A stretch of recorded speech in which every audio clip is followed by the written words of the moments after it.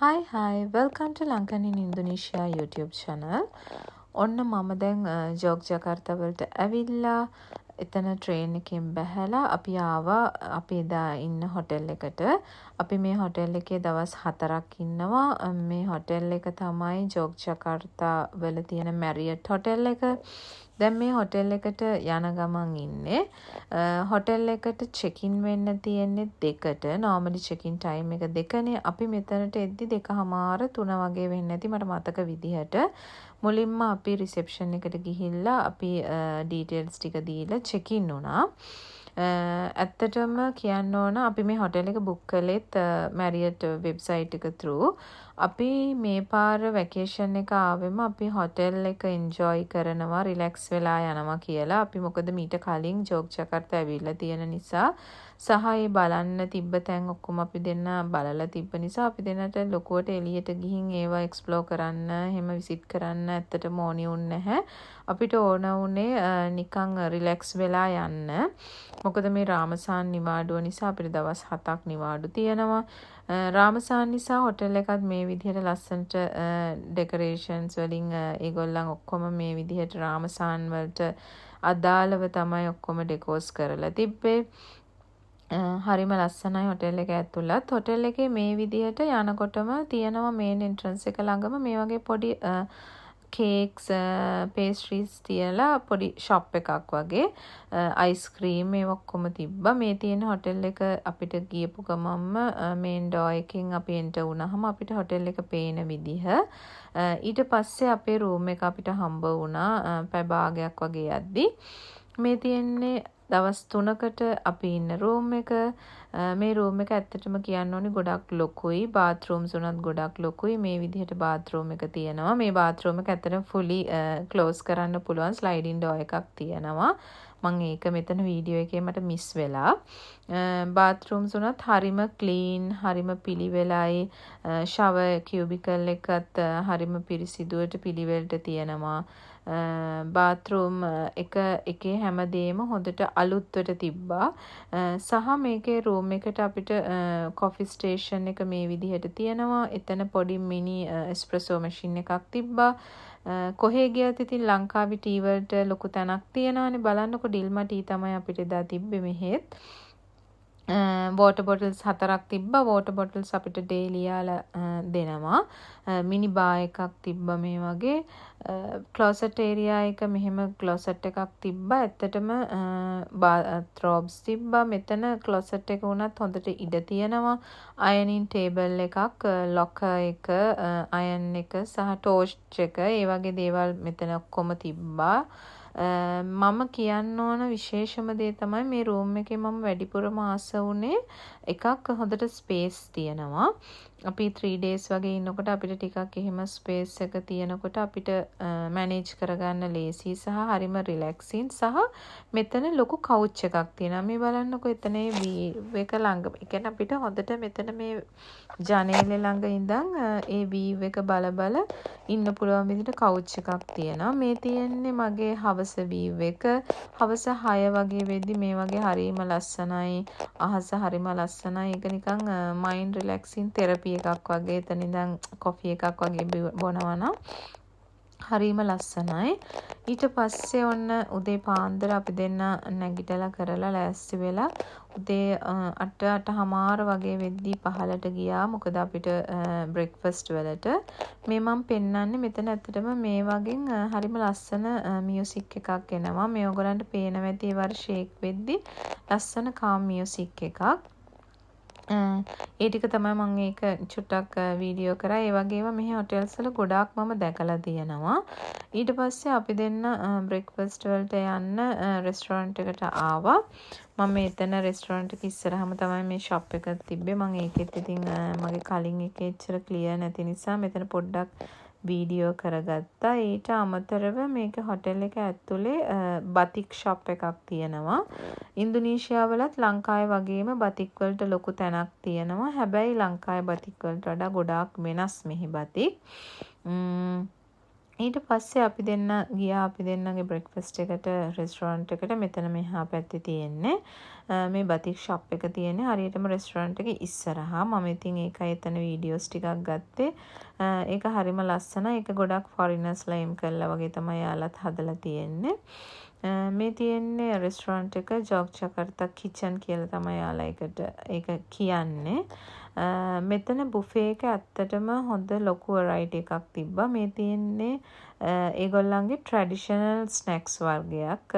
ඒක ඇත්තටම මම නම් එහෙම try කරේ නෑ. මම එකක් try කරා. මෙතන මුං ඇට වලින් හදපු එකක් තිබ්බා. චුට්ටක් ස්වීට්. මම ඒක එහෙම ලොකුවට මම ආස වුණේ නැහැ. ඊට අමතරව මේගොල්ලන්ගේ ඉංග්ලිෂ් බ්‍රෙක්ෆාස්ට් කෝන එකක් තිබ්බා. පෑන් කේක්, වොෆල්ස් ඒ ඔක්කොම තිබ්බා.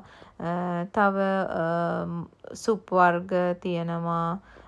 ගොඩක් මීට් වර්ග තිබ්බා. වෙජිටබල් ඩිෂස් ගොඩක් තිබ්බා. ඉන්දියන් ඩිෂස් තිබ්බා. ඊට අමතරව ෆෘට් ජූස් ගොඩක් තිබ්බා. කොෆි තව ඔයාලට ෆෘට්ස් ඕන නම් ෆෘට්ස් තිබ්බා.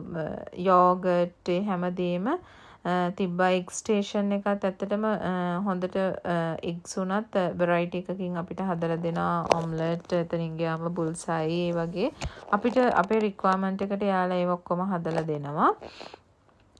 මේ මම ඊට පස්සේ මේගොල්ලන්ගේ පෙන්නන්නම්. මම ඔක්කොම බුෆේ එක ඇත්තටම වීඩියෝස් ටික ගත්තෙත් කාට හරි මේක ඉන්දුනීසියාවල ගොඩක් අපේ ශ්‍රී ලංකන්ස්ලා ඉන්දුනීසියාවල ට්‍රැවල් කරනවනේ. ඉතින් ඒ වගේ කෙනෙක්ට මං හිතනවා මේක මගේ වීඩියෝ එක දැක්කොත් එයාලට ඒක වැදගත් වෙයි කියලා. ඒකයි මම මේවා ගත්තේ. මේ තියෙන්නේ මෙහි තියෙන ක්‍රැකර්ස් හරියට ලංකාවේ පපඩම් වගේ. මෙයාලත් ගොඩක් බත් එක්ක නූඩල්ස් එක්ක උනත් ඒ ක්‍රැකර් එක කනවා. මේ තියෙන නූඩල් ස්ටේෂන් එක. මේක සී ෆුඩ් නූඩල්ස් අපිට ගන්න පුළුවන්. මොනවා හරි අපිට වෙජිටබල්ස් නම් වෙජිටබල්ස් විතරක්, මෂ්රූම් නම් මෂ්රූම් අපිට කැමති විදිහට මේක රික්වෙස්ට් කරන්න පුළුවන්. මෙතන chef කෙනෙක් ඉන්නවා. අපේ රික්වෙස්ට් එක දුන්නම එයා ඒ විදිහට හදලා දෙනවා. මේකට ගොඩක් යූස් කරන්නේ චිකන් බ්‍රොත් එක හරි බීෆ් බ්‍රොත් එක හරි. ඇත්තටම මෙහි චිකන් සහ බීෆ් වලට තමයි ලොකු තැනක් තියෙන්නේ. ඊට අමතර මේ තියෙන නූඩල් එකත් අපි සිලෙක්ට් කරලා දුන්නම අපිට මේක ඕන කියලා එයාලා ඒ විදිහට හදලා දෙනවා. මේ නූඩල් එක නම් ඇත්තටම හරිම රසයි. මේක හැම හොටෙල් එකකම බ්‍රෙක්ෆාස්ට් වලට තියෙනවා. මම නම් ඒක සාමාන්‍යයෙන් හැම කොහේ ගියත් මම ඒක try කරනවා. එච්චරට මම මේකට ආසයි.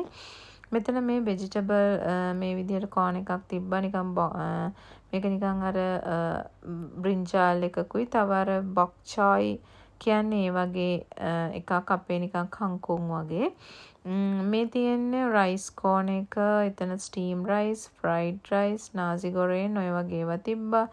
මේකත් නූඩල්ස් වගේම නූඩල්ස් තමයි ඇත්තටම. මේක බුබුර් කියලා කියන්නේ නිකන් පොරිජ් එකක් වගේ.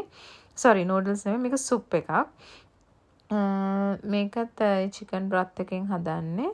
මේ ඔයගොල්ලෝ දකින්නේ මෙතන ඒවලේ හදලා දෙනවා. ඒ ට්‍රැඩිෂනල් විදියට ඒගොල්ලන්ගේ ඔතෙන්ටික් මේක නිකන් වෙජිටබල් පකෝරා එකකුයි ටෝෆුයි. මේ සම්බල් එකක් සෝස් එකක් මෙතන තියෙනවා ස්පෙෂල් ඒවා ඒවට අදාළව. ඇත්තට මේක හරි රසයි. මම නම් ආසයි. මෙහි ටෝෆු කියන්නේත් සාමාන්‍යයෙන් ටෝෆු හැම ඩිෂ් එකටම මෙහි ටෝෆු දෙනවා. ටෝෆු කියන්නේ මෙහි මේන් ඩිෂ් එකක් ඇත්තටම. මේ තියෙන්නේත් ඒගොල්ලන්ගේ ඔතෙන්ටික් නිකන් සම්බල්ස් නිකන් අපේ ලුණු මිරිස් තක්කාලි සම්බල් ඒ වගේ තියෙන ඒ වගේ සහ චිකන් පාර්ට්ස් වලින් ඔය එක එක ෆ්‍රයි කරලා එහෙම හදපු කෝන එකක්. මේ තියෙන්නේ ඉන්දුනීසියන් ස්ටීම් රයිස් එකත් එක්ක ඒගොල්ලන්ගේ අදාළ කරීස් එක්ක නිකන් ලංකාවේ හොටෙල් වල ශ්‍රී ලංකන් කෝන එක තියෙන්නේ. ඒ වගේ ඔයගොල්ලෝ දැක්කේ. මෙතන තිබ්බේ මිනි සෑන්ඩ්විචස් තිබ්බා. ඊට අමතරව පිකල්ස් තිබ්බා. තව සැලඩ් වර්ග තිබ්බා. ඒ වගේ දේවල් තමයි මෙතන තිබ්බේ. මේ තියෙන්නේ ෆෘට්ස් තව තියෙනවා මෙතන යෝගට් ලොකු යෝගට් නම් ගොඩක් තිබ්බා මෙතන. ඇත්තටම හොඳ වෙරයිටි එකක් තිබ්බා ෆ්ලේවර්ඩ් යෝගට්. මෙතන තව ස්පෙෂල් දේ තමයි මේ බ්‍රෙක්ෆාස්ට් එකේ සූෂි තිබ්බා. මේ සූෂි එක නම් ඇත්තටම මම ලොකුවට රෙකමන්ඩ් කරන්නේ නැහැ. මම මේ සූෂි එකත් එක්ක සැටිස්ෆයිඩ් නැහැ එච්චර. අනිත් ඒවා හොඳයි. මේ ඔයගොල්ලෝ දකින්නේ මෙහි හර්බල් ඩ්‍රින්ක් එකක්. ඇත්තටම ගොඩාක් අය මෙහි කට්ටිය මේ හර්බල් ඩ්‍රින්ක් එකෙන් පොඩි අර ෂොට් එකක් ගන්නවා සාමාන්‍යයෙන්. ඒක ඇත්තටම ගොඩාක් ගුණයි කියලා තමයි මෙයාලා කියන්නේ. මේ විදිහට ඩ්‍රින්ක්ස් උත් අපිට ඕන විදිහට ගොඩක් තිබ්බා. අයිස්ක්‍රීම් කෝන් එකකුත් තිබ්බා. ෆ්ලේවර්ස් ගොඩක් එක්ක අයිස්ක්‍රීම් තිබ්බා. ඒකත් මම දැකපු විශේෂත්වයක්. අයිස්ක්‍රීම් මැෂින් එකක් තිබ්බා. අපිට ඕන නම් කෝන්ස් වලට දාගෙන කන්න. ගොඩක් පොඩි කට්ටියට පොඩි බබාලට වගේ නම් එයාලා ආසයින් ඒ වගේ දේවල් වලට. ඉතින් ඒ වගේ ගොඩක් දේවල් තිබ්බා. හොඳ ඩිසර්ට්. ඔයගොල්ලන් මේ දැක්කත් දන්න එක ලංකාවේ අර ජෙම් බිස්කට් කියන්නේ ඒකවත් මෙහි තියෙනවා. ඒකත් තිබ්බා. මේ තියෙන්නේ ඩිසර්ට් කෝන් එක. ඩිසර්ට් කෝන් එකෙත් ලොකු වෙරයිටි එකක් තිබ්බා. ඇත්තට මම නම් ලොකුවට try කරේ නැහැ ඩිසර්ට්ස් නම්. මොකද මම එච්චරම ස්වීට්ස් කන කෙනෙක් නෙමෙයි. මම අයිස්ක්‍රීම් එක තමයි try කරේ. සහ මේ චොක්ලට් කේක් පීස් එකක් try කරා. මේවා තමයි මෝර්නින් බ්‍රෙක්ෆාස්ට් එක. මෝර්නින් බ්‍රෙක්ෆාස්ට් එකේ මම ඔයගොල්ලන්ට කියන්න ඕන දේවල් ටික උනේ ඇත්තටම.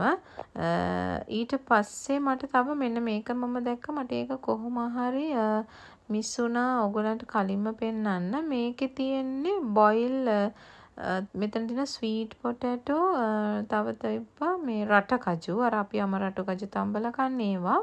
සහ කරවිල තිබ්බා. මේකත් මේ බ්‍රෙඩ් කෝන් එකක්. තව අර මං කලින් පෙන්නපු බ්‍රෙඩ් කෝන් එකට අමතරව එහා පැත්තෙන් තව බ්‍රෙඩ් කෝන් එකක් දාලා තිබ්බා. මම ඒකත් බලන්න ගිහින් එතනත් පොඩ්ඩක් වීඩියෝස් ටිකක් ගත්තා. අර වගේම බ්‍රෙඩ්ස් ඔක්කොම හොඳට තියෙනවා. අපිට ඕන නම් ටෝස්ට් කරගන්න මේ විදිහට ටෝස්ටර්ස් ඒ ඔක්කොම තිබ්බා. බ්‍රෙඩ් කෝන් එකෙත් අනිත් එක තමයි මේ වගේ සීරියල් සහ ජෑම් ගොඩක් ජෑම් වර්ග තිබ්බා. වෙරයිටි එකක්. මොකද සාමාන්‍යයෙන් මෙහි ලොකුවට එහෙම ජෑම් රස නැහැ. නමුත් මෙතන තිබ්බ ජෑම් මේ වගේ දේවල් හොඳයි. මේ තියෙන්නේ අපි එදා රෑ ඇත්තටම අපි එදා රෑත් හොටෙල් එකේම ඩිනර් බුෆේ එක බුක් කළා. මේ තියෙන්නේ ඒ බුෆේ එක. මොකද මේක ස්පෙෂල් බුෆේ එකක් වුණා. මේක රාමසාන් දවස නිසා එයාලගේ ස්පෙෂල් ඩිනර් බුෆේ එකක් තිබ්බා. මේක අපේ හොටෙල් පැකේජ් එකට ඉන්ක්ලූඩ් නැහැ.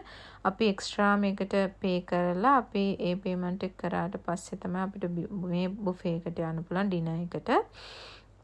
මෙතන මං දැක්ක දේ මෙතනත් ගොඩක් ඩිෂස් ඉන්දියන් තිබ්බා. පිට්සා වර්ග තිබ්බා. මේ තියෙන්නේ ඔයගොල්ලෝ දකින්නේ ඇරබික් රයිස් එකක්. මේකත් හරිම රසයි. මේක ලෑම්බ් රයිස් එකක්. ඊට අමතරව මේ වගේ සී ෆුඩ් තිබ්බා. නූඩල්ස් තිබ්බා. කලින් පෙන්නවා වගේම ගොඩක් මෙතන තිබ්බ ඩිනර් බුෆේ එකත් ඒගොල්ලන්ගේ හොඳටම තිබ්බා. ඊට අමතරව ගොඩක් මීට් වර්ග තිබ්බා. ලෑම්බ් තිබ්බා. මටන් තිබ්බා. ඩක් මෙහි ඩක් තියෙනවා.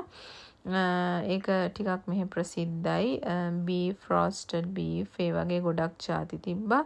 ඊට අමතරව මෙතන ලයිව් මියුසික් තිබ්බා. එදා ටිකක් රාමසාන් දවස නිසා ගොඩක් කට්ටියත් එනවා. මේක ටිකක් ස්පෙෂල් විදිහට අරේන්ජ් කරලා තිබ්බ ඩිනර් බුෆේ එකක්. ඒ නිසා තමයි අපි ඇත්තටම මෙතනට ගියේ. එදා අපිට ඒක එක්ස්පීරියන්ස් කරන්න ඕනි වුණ නිසා. මේගොල්ලන්ගේ ෆුඩ්ස් අනික හොඳ නිසා අපි බය නැතුව ඒක බුක් කළා. මම ඒ නිසා ඕන කෙනෙක්ට කියනවා මෙතන ඇත්තටම ඔයගොල්ලෝ යනවා නම් මේ හොටෙල් එක ගොඩක් හොඳයි. කොහොමත් මැරියට් චේන් එකේ හොටෙල්ස් හොඳයි. මෙතන ඇත්තටම කෑම වුණත් මට රෙකමන්ඩ් කරන්න පුළුවන්. ඊට අමතරව පිට්සා මම කලින් කිව්වා වගේ අර එතන පිට්සා හදලා දෙනවා. අපිට ඕඩර් කරාම ඕනනම් එහෙම අපිට ඕඩර් කළාම කියන්නේ ඇත්තටම මෙතන පිට්සා වර්ග 2-3ක් තිබ්බා. ඒගොල්ලන් හදලා තිනවා අපිට ගන්න පුළුවන්. බීෆ් බර්ගර්, චිකන් බර්ගර් මේ විදිහට දෙකම තිබ්බා. මේ වගේ නූඩල්ස්, ස්ටීම් රයිස් එතනින් ගියාම තව තිබ්බා මට මතක විදිහට ෆිෂ් මොන හරි ඩිෂස් වර්ග ටිකක්. ඒ වගේ ගොඩක් ඒවා තිබ්බා. ඉතින් එහෙනම් මම අදට මගේ වීඩියෝ එක මෙතනින් නවත්තනවා. මට මේන්ලි ඕනේ උනේ මේ හොටෙල් එක ගැන පොඩි රිවිව් එකක් කරන්න. මොකද මං හිතනවා කවුරු හරි එන කෙනෙක්ට මේක දකින්න කෙනෙක්ට කවුරු හරි මේ පැත්තට ජෝග්ජකාර්තා පැත්තට යන්න ඉන්න කෙනෙක්ට හොටෙල් එකක් බලන කෙනෙක්ට මේක ටිකක් ඉම්පෝටන්ට් වෙයි කියලා. මොකද මේක ඇත්තටම ටිකක් ලක්ෂරි හොටෙල් එකක් නිසා කාට හරි මෙහි ඇත්තටම බජට් හොටෙල්ස්ුත් තියෙනවා. නමුත් අපි නම් මේන්ලි අපිට ඕනි උනේ හොටෙල් ස්ටේ එකක් නේ ටිකක් රිලැක්ස් වෙලා ඒ දේවල් කරන්න නිසා අපි මේක තෝරගත්තා. ඕගොල්ලන්ට ඕගොල්ලන්ගේ බජට් වලට හොටෙල්ස් ඕන තරම් හොයාගන්න පුළුවන්. කවුරු හරි මැරියට් එක බලනවා නම් මම ඒ වගේ කෙනෙක්ට වැදගත් වෙයි කියලා තමයි මේ ඩීටේල්ස් ඔක්කොම දුන්නේ. ඉතින් මං හිතනවා ඔයගලන්ට මගේ වීඩියෝ එක මොනාට හරි ඔයගොල්ලොන්ට දෙයක් මගේ වීඩියෝ එකෙන් ගන්න දෙයක් තියෙනවා ඇති කියලා. ඒ වගේම ඔයගලන්ට මේක ඉම්පෝටන්ට් ඇති කියලා මම හිතනවා. ඔයගොල්ලෝ මගේ වීඩියෝස් වලට කැමති නම් මගේ වීඩියෝස් ලයික් කරන්න. ඒ වගේම මගේ channel එක subscribe කරන්න. ඉතින් thank you so much මගේ වීඩියෝස් එක රැඳිලා ඉන්නවට. එහෙනම් අපි තව අලුත් වීඩියෝ එකකින් ඊළඟට හම්බ වෙනකන් මම ගිහින් එන්නම්. ඔයගොල්ලෝ මගේ වීඩියෝ එක දිගටම බලන්න. Thank you so much.